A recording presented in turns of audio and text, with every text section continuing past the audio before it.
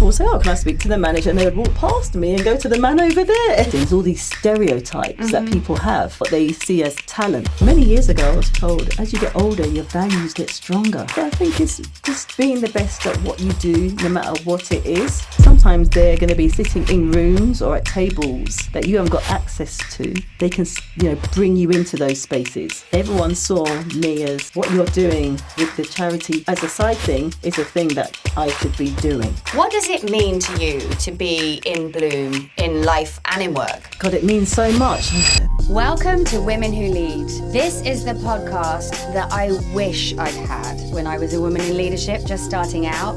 So my friends, I have done you a big favor. I have selected some of the most inspiring women in leadership, and I've assembled them in a series of conversations where they're going to share their tips, tricks, frameworks, stories, everything to support you to bloom into the next season of your career. Welcome to Women Who Lead, and I am thrilled in this episode to be joined by Leila Thomas. Thank you so much for being with us today. And it's nice being with you. Thank you for inviting me. And you are, my dear, a woman who leads, right? Yep. You are CEO of Urban Synergies, is Correct. that right? Yeah, CEO of Urban Synergy. We're no doubt going to get into the weeds of more about, because I want to hear all about that, because there's so much that we can learn from this gang. My first question for you, where I kind of like to start these episodes from, is what does it mean to you to be in bloom in life and in work? God, it means so much.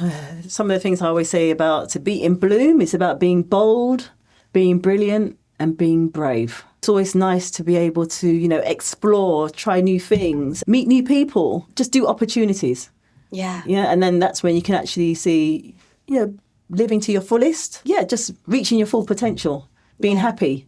That's bloom. And how easy have you found it to be in bloom in the working world? Obviously you're running your own charity. How easy was it for you to find that balance? Sometimes you don't even know what bloom is. Seriously, you just don't know. Sometimes people can see what bloom is for you. They can see your potential without you knowing it. So it's really important to have good people around you. It's been really, really interesting. My journey with a charity wasn't to actually set up a charity. My career journey's been really interesting. Maybe just starting in with like that work experience at a young age, seeing what you like and don't like. I think life is really about that. It's interesting, people have all these words now, mentors and sponsors, and they're all really powerful things, but they really help you for them to see things in you. And actually, sometimes they're going to be sitting in rooms or at tables that you haven't got access to. They can, bring you into those spaces to create that pathway for you so you can bloom. Yeah. Beyond your own little circle. It does. And I love the idea of that. And it's so important, because something you said right at the beginning of that, like we can't see it in ourselves. If I think about my own experience, really my leadership journey began because I was sitting in a meeting with somebody. People had asked questions, I'd given my answer. And at the end of the meeting, he turned to me and he said, I don't know if you realize how brilliant you are. Yes. You have the potential to be an even better leader than I am. That's right. That you're amazing, you're brilliant, That's right? Now, were it not for him saying that, I would not have put my hand up for the promotion that I did about 6 weeks later, that then made me become talent director for Shazam, who was my employer at the time. I probably wouldn't have done it. Yeah. So there's a very real personal example of exactly that, right? Yes. Would you say, were you lucky enough to benefit from those voices in your own career? Definitely. There was a stage in my career where even to just say that I'm the CEO of Urban Synergy was something I couldn't say. And there was people that I had around me, other females, and say you're the CEO of Urban Synergy, Leila. No, because I just saw it as a side thing. It's just something you should do to help people. Although it's a charity, but I was used to being more in the background. I didn't see myself as having that grand title, if that made sense. Yeah. It's interesting, isn't it? But that comes with confidence and being able to own that and see yourself as a leader, see your worth. But it's the people around you that make that really powerful to bring that out. And it's interesting you mentioned about, where you were at work and somebody seeing that in you. But the reason why I spoke about work experiences because I was going back. So it starts from a young age and the people you have from around you from a young age. So if you're born in a family of CEOs and senior leaders and naturally, oh, yes, you will do this. And, we want you to run this meeting and it starts from a young age. Yeah. And actually, if you start that from a young age, your career trajectory will change and it will open doors and you might become that CEO a lot earlier than when you thought you would have become it. Yeah. If that makes sense. So that's really important to acknowledge that, the power of the people around you, talent spotting, bringing that out and giving you the confidence to lead. Yeah, and that's very much become your mission, right? That's right. I mean, literally, that's what you do. Do you want to just give us a little flavour of what it is that you're actually doing with Urban Synergies? So I can talk about it from a female perspective. Yeah. So what happened is working in the city for many years, got over 20 years working in the technology industry. Mm-hmm. I used to manage a team of men. Mm-hmm. And very quickly I started to notice that people would say, oh, can I speak to the manager? And they would walk past me and go to the man over there. I thought, hold on a minute, something's wrong here. I'm the manager. When I started to look across the city, I noticed there's underrepresentation in a lot of different industries. Yeah. There's science, technology, engineering and maths, really. We're about being about inclusive, making sure young females see female role models. Mm-hmm. They get the opportunities so they can bloom. Mm-hmm. And access those jobs in industries that are underrepresented of female talent. So they're thriving and enjoying and... It's beautiful. Yeah, they've got options in enjoying those careers. And that is so important, right? So many of us don't get to see the role models, right? Until later. And then it's like, oh, hang on a minute. I could have some of that, That's right. I mean, my leadership career really began when I was in my 30s, right? It's very interesting, isn't it? That actually we're missing this opportunity if we as younger people could only see. That's right. And I was really fortunate. So I had a sister. That's how I actually got my work experience. And so I've seen a model that works, that got me into the industry. Yeah. Okay, to having those role models around. I just want to share that with those young people in primary schools, because if they're seeing Bob the Builder on the bookshelf, they need to see those female role models from a young age working in those industries. So they're going, oh, if she can work there, so can I. Right. And these are all the benefits of what it's like working there. I want to work there too. Mm-hmm. So you can inspire those young people, and then you see them turn up in the workplace. And I've got young people working as software engineers in Canary Wharf. It's amazing. So it's nice seeing them have an opportunity. They might love gaming. The company saw the talent. They had a mentor. Then they had the internship. And then next minute, they're a software engineer. So, it works. And so, obviously, you've been on a leadership journey for a while, right? Yes. How did you navigate taking up space in a male-dominated world of work, right? Because, you've just said you were leading a team that was all men. Yes, yeah. So, what are some of the ways that you were able to really step into the arena? If you're going to work, I had a good manager. Yeah. I didn't do a degree. There's little things that might happen that make you think you can't do things because I didn't have a degree, so I thought I couldn't do this course. Right. My manager was like, you don't need a degree, you're very bright. You're probably brighter than some of those others out there. There's those angels. There's those guardian angels. So I can maybe know. My manager, you might know who he is. And he remembers that. And I was like, oh, can I? And I had a young son at the time, he's 1. And I thought, well, can I do this? He goes, yes, you can. And because he said, yes, you can, I did. So I got the professional qualifications that set me apart as I entered some of the other companies. I think I was more qualified than some of my other counterparts, which was excellent. But there was some other challenges that I had as well, which is interesting. There's all these isms that people see. There's all these stereotypes that people have, what they see as talent. There's an example where somebody that I knew actually got a job because of how he looked, because the senior leaders at the time, which I just joined, they thought that was the person that was doing the management role. Right. And he actually got that role. It's interesting because he actually said, oh, and you think you'd be a good candidate, but I'm just going to do that role for now. But interesting, but I had some more angels that actually spoke up and they said, Leila should have that role because she's done this. They complained. They went to the HR director. Wow. The HR director came back to me and said, I'm sorry, I didn't notice. And they said, actually, we're going to actually revisit and look at that role again. And then I became the manager, which is quite interesting. When I look back at my journey, it hasn't been straightforward.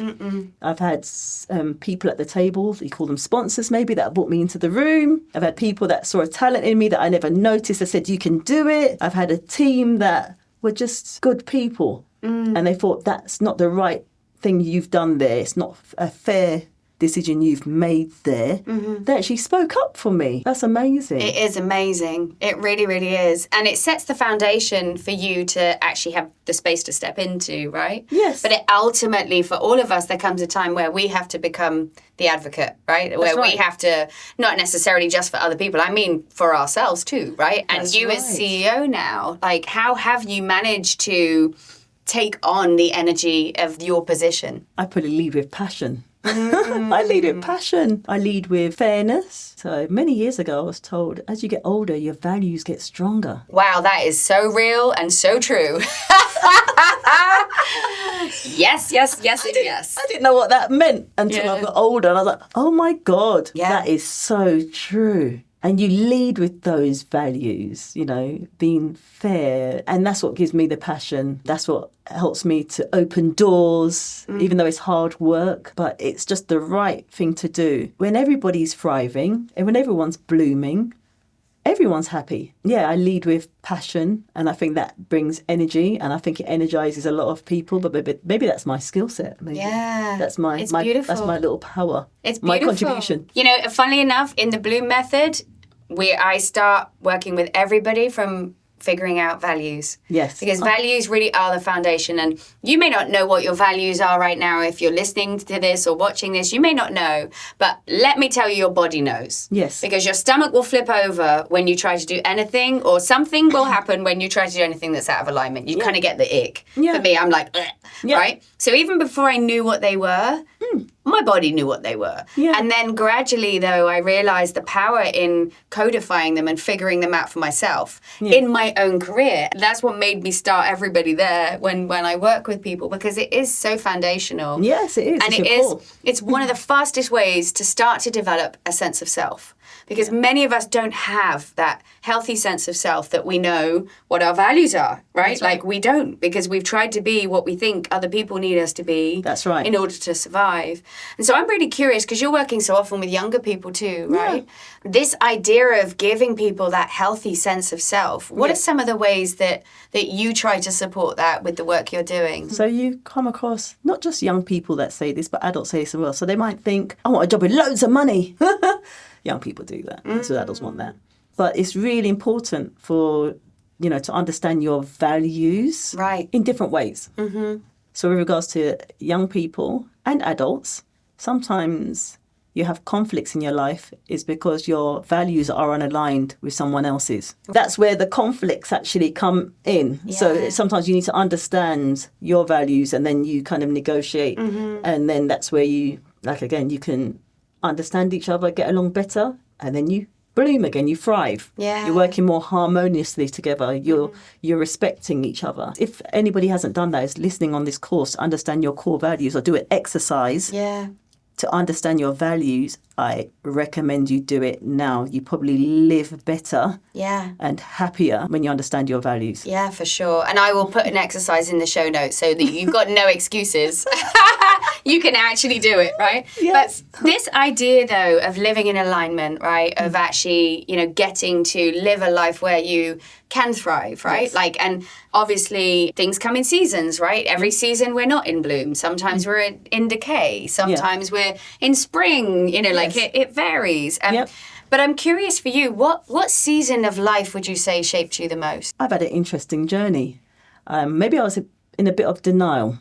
So I was, you know, in the corporate world, job, team, technology. My pathway was, okay, maybe a manager, director, carry on. That's the pathway in the city. And everyone saw me as what you're doing with the charity as a side thing is a thing that I should be doing. Or that's actually my area, which is, they could see my happiest in. And I was in a bit of denial. So the thing where I bloomed, I got an unusual opportunity. The company where I worked, the chief technology officer and the CEO, they actually gave me a secondment for 3 years to grow the charity. And I think that's exactly the season where I actually bloomed and where I've not looked back Yeah. because I've seen everyone bloom from it. The young people bloom, myself bloom because young people are blooming.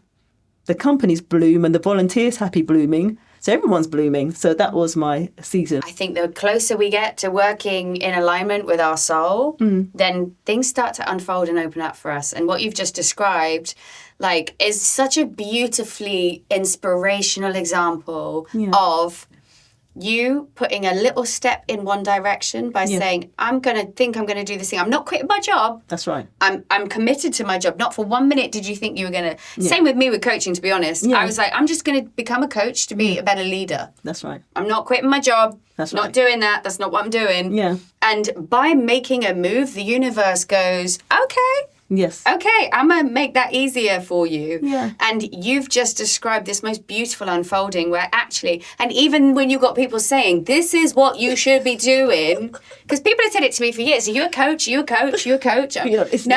No. Yeah. No. People would say to me, do you do videos where you're like, I'm like, no. I mean, hello. You know. You obviously do. Yeah. So these are the whispers coming to you in human form.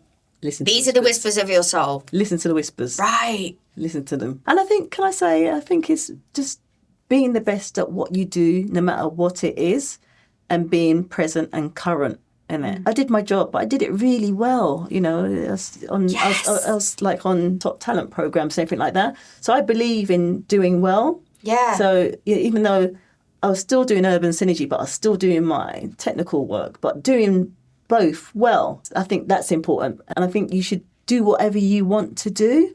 So if you want to be a dancer, then do that, you know, in your spare time. Don't not do it. Yeah.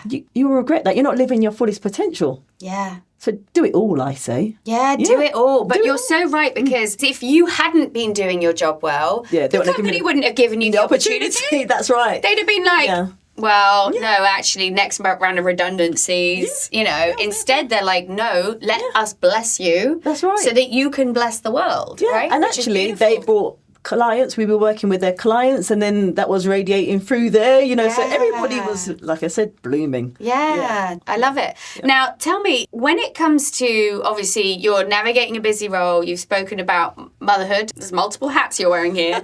How do you define success and make sure that you stay on the right side of burnout? What are some of the things that you do to create and then keep balance, or at least to try? I know we're not perfect beings, and it's not always going to be balanced, it's not always going to be good, but you know, what are some of the things that you've learned about that? Some top tips, actually. So my friends have said I've got a compartmentalized life. I think that's quite interesting. So I'll roller skate, you know, social or fishing or whatever it is, whatever in the spare time. Are you saying you actually roller skate? Yeah. I love that. One of my friends are really interested, you know, she's really proud of that. And she can skate backwards, my friend. Yeah. So wow. I know. Yeah. So that's kind of my graceful thing when I've got my little music on. Yeah. I can skate. That's my little outlet. Then I've got family. Mm-hmm. Family are there. Family. Then I have... So it's compartmentalized. But one of the top tips that I've learned kind of recently, now I've become more mature, and I have a PA that helps me. We're both the same. I look at my diary, and it literally is like, how much time am I spending on this? How much time am I spending on that? It's all based on priorities. So you have to make sure you've got your priorities and try and align your diary to those priorities, because otherwise other things can just pull you off in different directions. The next minute you're like, oh my God, this is out of all. So I have to realign myself every now and again back to my priorities, or get things out of my head on a board and share it out. Because we're all on a mission. We're all brought into some mission somewhere. It is hard, though. It's hard, right? But all the different roles, all the different conflicting priorities and things like that. It is a balancing act. It's how you manage it. I think managing is really important, and how you communicate that as well. Yeah. So sometimes people like, I'll verbalise that, I'm spending... And then the team will work together and think, what can we do? If you've got a good team, you look out for each other.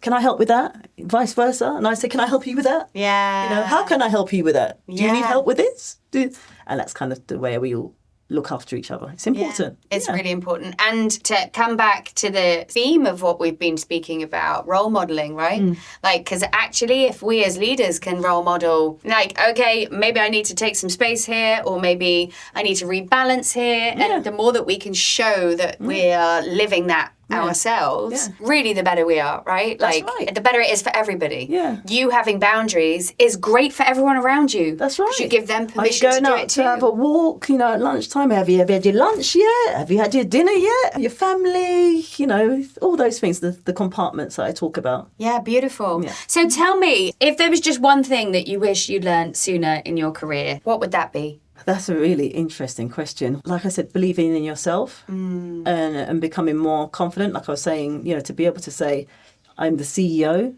Yeah. Actually, why'd that take me so long to say that? It's quite interesting. Yeah. But maybe is that a real thing? If there are any other women out there? Yes. And now I've learned something. Yeah, I met an amazing lady. You coaches are amazing. They are. They said, you should be a CEO of your own career. Yeah. It's really important. It's so important. But you are not alone, by the way. I mean, like, goodness, my first director role, I didn't even call myself director because I thought, well, I'm not really, am I? Yes. So I didn't even use the title. That is part of, I see it over and over again. Over and over again in women. I see the opposite is true. I've been on leadership teams where we've agreed not to have grandiose titles deliberately to try to create less hierarchy in the organisation. And the women have honoured it and the men haven't. The men have called themselves really externally what we should be called versus what we've agreed to be called to see whether we can create a fairer workplace. So what you're saying is absolutely experienced by a lot of women. Yeah, so there's being able to say that and own it. Yeah. If anybody is struggling with that, you need to find a way to own it. Yeah. How did you do that? I actually messaged one of a few of the ladies that said, say it, Leila, say it. So I've had that kind of people talking to me. Yeah, we need our whispers. And even having a coach as well. Yeah. It's okay, you need to do this. I learned having a coach later on in life. Yeah. I was like, wow, she's amazing. Miss Coach, if you're listening, thank you. She stopped me from crying when you're going through those really awkward journeys. It's can be a bit overwhelming. I cried when I became a woman. The decay of winter. Yeah. It's okay. You can do this. Yeah. And then sometimes you get really scared. I think we all do. Yeah. Yeah, that's why sometimes, like sport, when you say, oh, I don't know if I can do it. And then you do it and it's like, oh, that wasn't hard. Yeah. So some roles or some positions or some things you are frightened to do. But actually when you do it, you're like, what was I frightened about? Exactly. Yeah, what was I so worried about? No, feel your fear and do it anyway. Yeah. But own it. And the other thing is, like you're saying with men, is some things that are really interesting that I've learned from some men. Actually, it's only men I've heard speak about that. When they're talking about negotiating for their salaries or jobs, some of them do it very well. Very well. I learned how to do it from men. If there's something I would have maybe done different when I didn't have a child, negotiate better. Yes. Yeah, because you've got less to risk. Yeah. And when they talk about pay gaps and these things, I had to talk to my male counterparts and say, think about it. If you've got a child and you're negotiating something and then they say, sorry, we're not going to give you that job. You've got essentially a lot to lose because you've got a family or a young person that's depending on you. Right. So, if there's men out there listening, you to take note of that. Yeah, to think you've got dependents on you that make you behave a certain way because you've got dependents. Yeah. Not because we're not confident or brave. It's because we've got, there's other things. We've got risk. Yeah. So, but yeah, that's what I'd recommend. Yeah, For the young females out there, learn how to negotiate and get that salary because you deserve it. Yeah. There we go. I love it. And Leila, thank you so much for being with us today and sharing your wisdom. Really, I have learned so much in speaking to you, and I know anybody watching or listening will have had the same experience. So sincerely, thank you so much. Oh, thank you. It's been a pleasure. Thank you for being here. If you have liked this episode, please share it with someone who might need to hear some of what we were talking about. Go and check out our other episodes, and then also head over to ourtimetobloom.com to find out more about Bloom and how you can get involved.